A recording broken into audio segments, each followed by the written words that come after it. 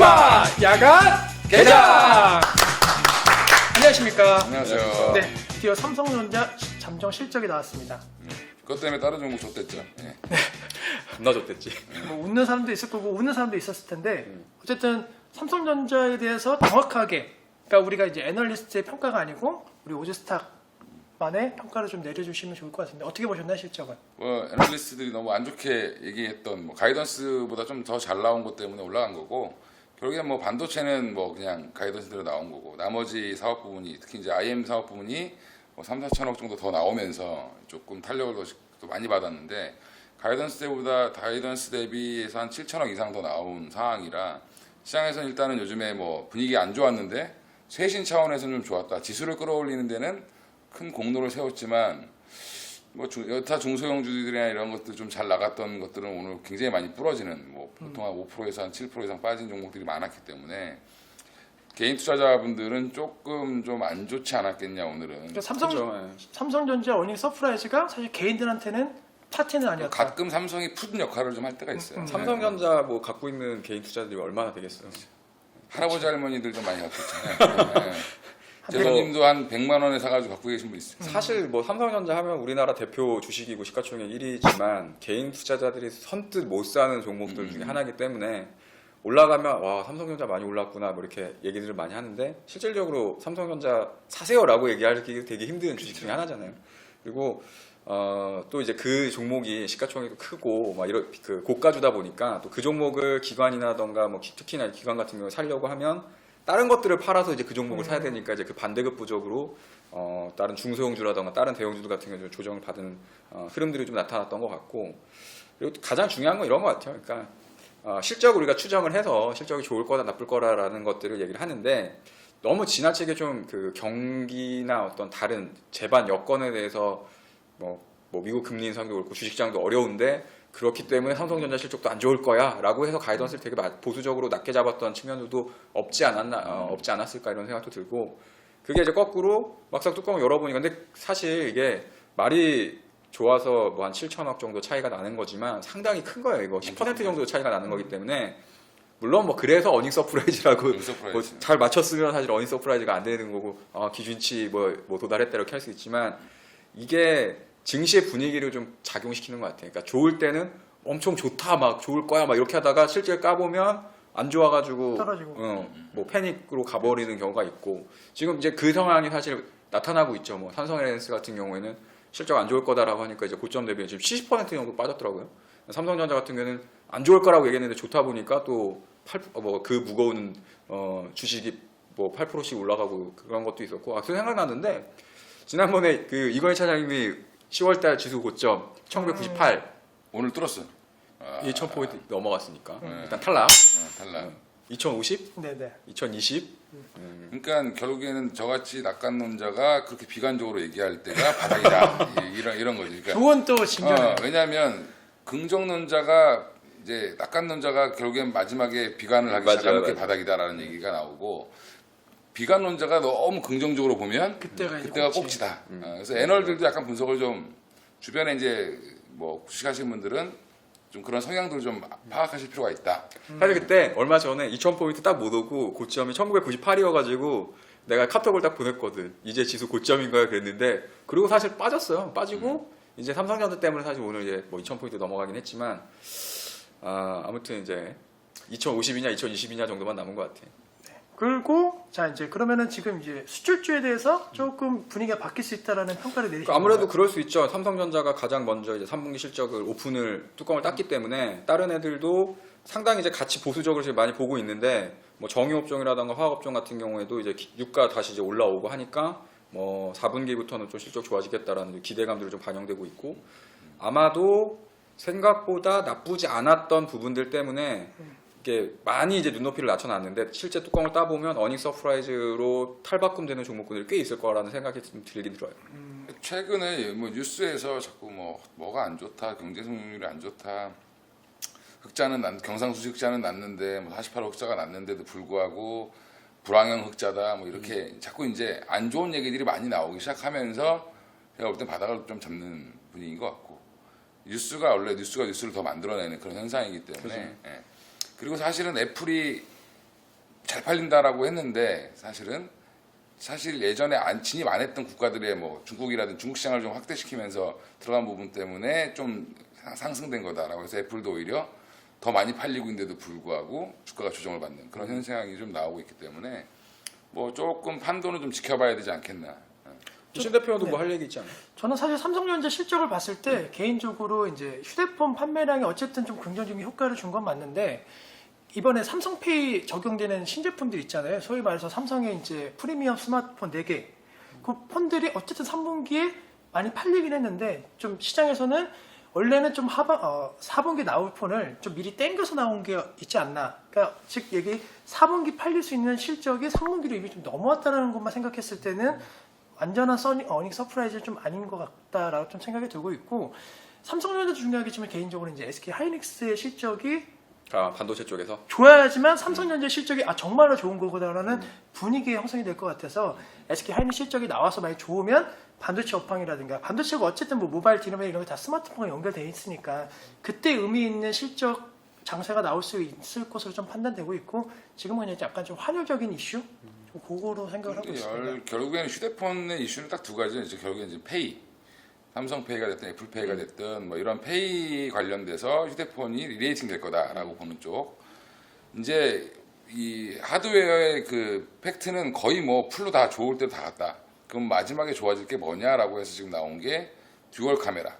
그래서 카메라 관련된 부품주들에 대한 관심도 이런 것도 좀 있는데 이제 얼마 전에 이제 LG전자가 너무 늦게 뭐 사장이 바뀌면서 사활을 걸고 이제 자기 이름을 걸고 V10을 출시를 했는데 우리나라 사람들은 LG전자에서 핸드폰 내면 별로 반응 안 보이잖아요, 그렇죠? 안 보이는데 이제 초등학교 애들이 주로 많이 쓰죠, 싸니까.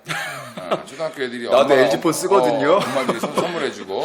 근데 이제 그 G 시리즈가 조금 잘 되다가 이제 V 시리즈로 갔는데 그래서 V 시리즈로 가면서 결국에 이제 듀얼 카메라를 처음으로 적용한 핸드폰이어서 지금 해외에서 굉장히 사실 관심이 좀 더 많은.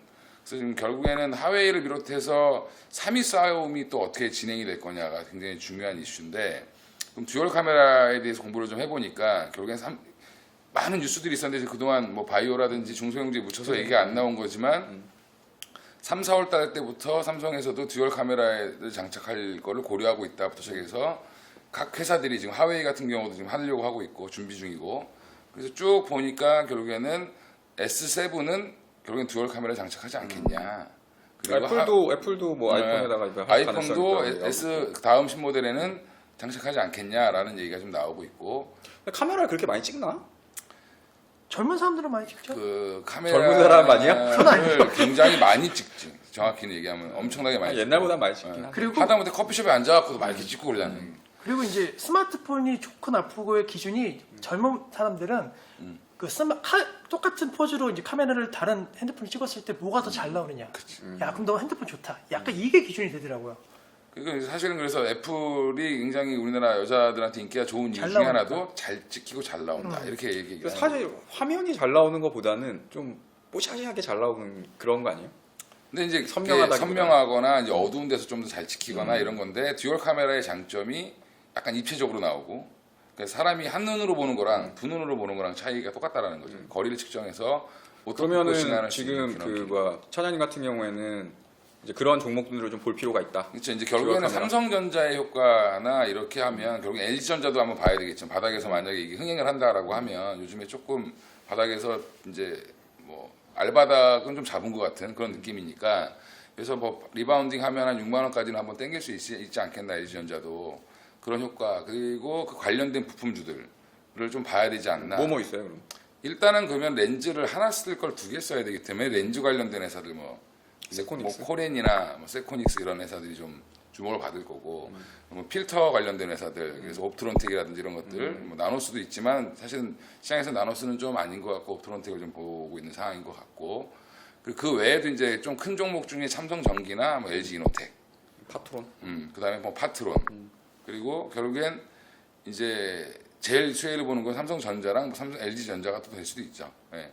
근데 이제 이런 종목군들을 쭉 봐야 되는데 그 중에 이제 동우나나텍이라는 종목이 있어요. 조금 동우나나텍? 예, 상장한 지 얼마 안 되는. 잘 들어야겠더라고. 지난번에 그 P&E 솔루션? 네, 잘 가더라고요. 그 동우나나텍은 사실 설계만 하는 회사예요. 그러니까 팹리스 회사고 그 안에 이제 그 카메라의 오토포커싱 기능 이런 것들 이게 안에 보면 이렇게 칩이 있잖아요. 그거를 설계하는 회사고 팹리스? 팹리스에서 딴 데다 이제 하청 맡겨가지고 이제 납품하는 회사인데 결국엔 그 오토포커싱 기능부터 시작해 손떨림 방지 기능 이런 게 다 들어가 있는 거를 만드는 애라 지금 가장 수혜를 볼 거다라고 얘기를 하는데 삼성, LG, 뭐 하웨이 다 들어간다라는 측면이 약간 좀 더 지금 빨리 심 대표가 뭐 하나 얘기해야 돼. 아직 분량이 없나요? 분량이 없는 것보다 지금 이 차장님이 너무 이렇게 교수님처럼 다 얘기를 했기 때문에 여기서 한번 치고 들어가가지고 똑똑이 모습을 한번 보여줘야 돼. 괜히 치고 들어갔다 똑딱이보다 오히려 우선은 지금 이제 말씀하신 거는 한 2년 전? 제 기억으로는 2013년 상반기에 사실 카메라 엄청났지. 뭐 맨만화소 뭐 이런 걸로 해서 카메라 모듈 회사들이 엄청 많이 올라갔던 그런 테마가 아마 형성됐기 때문에 차장님께서 이제 그런 테마가 아마 올해 말이나 아니면 이제 내년 근데 테마가 좀 다른 게 화소 싸움은 이제 끝났고 응. 이게 듀얼 카메라가 두 되면 개가 되니까. 두 개가 되면 500만 화소 이상만 돼도 두 개가 같이 잡아주기 때문에 훨씬 더 화질이 좋게 나온다. 그러니까 결국엔 화소수라는 거는 이렇게 막 확대했을 때의 문제이기 때문에 사실은 그래서 이제 문제는 후면과 전면이 있으면 예전에 하나 들어가던 게 하나 3개 들어가고 좀 있으면 두 개가 들어간다는 거죠. 전면 카메라, 셀카 카메라도 셀프 카메라도 결국엔 두 개로 두면 이게 시장이 굉장히 이제 커진다는 거죠. 신 대표는 반도체 얘기하잖아요. 사실 삼성전자는 스마트폰 업체는 아니잖아요. 그러니까 매출 비중이 이런 거 그렇죠. 봤을 때 이제 반도체 업황이기 때문에 아까도 이제 잠깐 말씀드린 SK 하이닉스가 왜 중요하냐. 사실 반도체 업황이 지금 성장기가 아니고 약간 쇠퇴기까지는 아니고 약간 정체기잖아요. 그래서 그런 부분을 과연 어떻게 삼성전자가 이겨냈느냐 그거를 한번 좀 체크를 해볼 필요가 있을 걸로 좀 판단이 되고 있고 어쨌든 이제 애플이 이제 신제품 관련된 부분이 또 나올 예정이다라고 지금 이제 뉴스에서 나오고 있는데 그 신제품과 과연 삼성전자의 지금 이번에 나온 신제품에 대해서 경쟁력이 과연 기존에 얼마나 있느냐 그게 이제 물론 3분기 실적 어닝 서프에 나왔지만 4분기 그리고 내년도에 삼성전자에 대한 성장성이 없다 그러면 주가는 사실 130만 원 넘기가 힘들 근데 거라는 이것도 거. 한번 봐야 돼요. 뭐냐면 삼성전자하고 SK 하이닉스를 반도체만 갖고 봤을 때 이제는 격차가 많이 벌어지기 시작을 할 거야. 왜냐면 지금 삼성 같은 경우에는 V랜드, 3D V랜드라던가 뭐 이런 신제품들도 좋고 그다음에 LSI 쪽에서 뭐 14나노 핀패 써가지고 이제 만들어지는 제품들이 신제품이 탑재되고 그게 갤럭시 S6부터 이제 노트 그다음에 중저가 폰으로 가면서 이제 이익률이 좀 좋아지는 부분들이 있기 때문에 하이닉스가 이제 메모리 쪽이나 단순한 그런 쪽하고는 이제 격차가 좀 많이 벌어질 가능성이 좀 높다라고 좀 보고 아마 그게 반도체 업황하고 삼성전자의 반도체하고 좀 차별화가 좀 날 가능성이 좀 있어. 얼마 전에 안 그래도 그 피델리티에서 보고서 나온 거 보면 그쪽에서도 삼성 반도체 쪽을 굉장히 좀 좋게 보고 있는 상황이다라는 거죠. 그러니까 조 대표님 얘기한 것처럼 내가 정확한 용어를 잘 모르겠는데 그 핸드폰 안에 들어가는 메모리나 뭐 여러 가지 그 기능을 하는 반도체들이 되게 다양하게 나오고 있고 매출 비중이 높아지고 있고 약간 그러니까 예전에 그 메모리 반도체 말고 비메모리 반도체 쪽으로 해서 지금 계속 그 점유율이 사실 그게 되게 있다. 어마어마한 거거든. 예전에는 이제 퀄컴 위주로의 칩을 썼었는데 이제 삼성전자에서 자체적으로 엑시노스를 탑재했던 부분들이 이제 많아지고 있고 그게 원래는 이제 애플 쪽을 겨냥을 해서 만든 거죠. AP를 이제 내려고 했는데 애플하고 좀 사이가 안 좋아지면서 예상보다 많이 안 좋아가지고 옛날 시스템 LSI를 삼성에서 포기하는 게 아니야 막 이런 얘기까지 나왔는데 그걸 극복하고 자기네들이 탑재하는 수준까지 올라왔기 때문에 그런 부분들은 상당히 좀 고무적인 부분들이 될 수 있고요. 그다음에 휴대폰이 좋아지면 전반적으로 좋아질 수밖에 없는 게 자기네들이 만드는 부품을 거기다 태워가지고 또 판매를 할 수 있기 때문에 그 부분은 이제는 이제 좀 다른 반도체 회사라고 좀 다른 격차를 확실하게 벌 수 있는 종합 반도체 회사로서 확실히 자리매김하고 있지 않나라 좀 짧게 두 분께 여쭤볼게. 삼성전자의 또 다른 핵심적인 축은 이제 가전제품. 사실 삼성전자는 가전제품도 사실 또 가전제품 버려야지 이제. 버려야 된다. 백색 가전은 사실은 의미가 없고 그러니까 결국에는 지금 백색 가전 중에 유일하게 싸움박질하고 있는 데가 정확히 얘기하면 TV, 대형 TV. 대형 TV 시장 자체가 이제 한 대 팔아도 많이 남으니까. TV는 까맣잖아. 아니야? 미안해. 웃겨 보려고 했는데. 그래가지고 이게 좀 가전 사업부 자체는 사실은 좀 그 삼성전자 내에서도 PS를 가장 적게 가져가는 사업 부분이다라고. 지금은 이제 경쟁도 많이 심화됐고 뭐 집집마다 뭐 냉장고, 다 TV 있으니까. 뭐 이런 거 없는 사람들 없으니까. 근데 다만 달라지는 게 뭐냐면 지금 이 시점에서 나는 삼성전자를 말고 삼성전자하고 이제 관계되는 장비라던가 부품주 쪽을 좀 유심히 봐야겠다라고 다시 한번 생각을 하는 게 일단 올해를 기점으로 해서 삼성전자나 뭐 삼성그룹에 대한 어떤 지배구조 개편이라던가 이런 게 어느 정도 마무리 수준이 됐기 때문에 삼성전자도 반도체는 이제 확실히 이제 격차가 많이 벌어지고 기술력도 높아졌는데 TV는 어찌됐든 이제 패널 쪽에서는 아직까지는 동등한 어떤 제품의 그런 부분을 보여주고 있거든요. 그래서 오히려 OLED라던가 플렉서블과 관련해서 어떤 기술적인 차이를 내려면 여기서 다시 한번 삼성전자에서 디스플레이 쪽에 대한 투자가 좀 확대되지 않을까. 저는 이렇게 짧게만 생각을 말씀을 드리면 가전제품 쪽도 보여야 될 수도 있다라고 생각한 거는 이제 스마트홈이 만약에 대중화가 되면 분명히 삼성전자는 삼성전자 제품으로만 뭔가 특별한 혜택을 많이 주면은 그때부터 조금은 새롭게 구매력이 생길 수도 있을 것 같아서 그런 부분 많이 발생되면 하긴 뭐 한샘이 올라올 줄 몰랐으니까 우리가 예전에. 그리고 환율 효과에 대한 부분들도 이제 빼놓을 수 없었는데 이번에 이제 현대차가 좀 잘 나가다가 그 TTP 그 하면서 다시 한번 이제 주가가 빠졌잖아요. 그래서 오히려 그 요번에 주정을 받았던 그 이슈가 오히려 현대차를 다시 한번 이제 빠졌을 때 저가 매수를 해야 되는 상황으로 가지 않을까.